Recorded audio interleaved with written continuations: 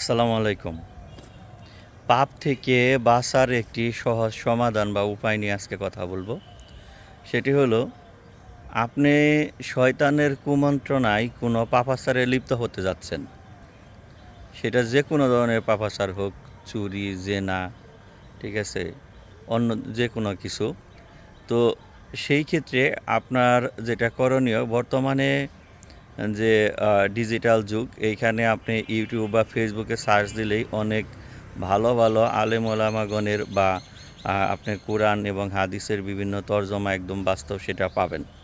তো এই পাপ করার আগে বা পাপে আসার চিন্তা মাথায় আসার আগে যদি আপনি মোবাইলে যদি সার্চ দেন নেটে যে এই পাপের শাস্তিটা কী বা এই পাপ করলে মানে কি শাস্তি বা এটা করাটা যাবে কি না বা এটার মানে বিধানটা কি ইসলামে, তখন আপনি যখন জানবেন যে এই পাপ করলে এটা শাস্তি বা এই পাপের বিকল্প কোনো কিছু আছে, তখন কিন্তু আপনি একটু হলেও সেই শাস্তির ভয় যখন আপনার চোখে আসবে বা মেমোরিতে সেভ হবে, তখন সেই পাপ থেকে নিজেকে সেভ করতে পারবেন। তো এইভাবে আমরা যদি একটু চিন্তা ভাবনা করি, চিন্তা ভাবনা করে চলাচলের চেষ্টা করি, তাহলে নিজেদেরকে সহজেই কিন্তু আল্লাহ ভীরু হিসাবে তৈরি করে নিতে পারবো এবং বিভিন্ন পাপাচার থেকে সেভ রাখতে পারবো।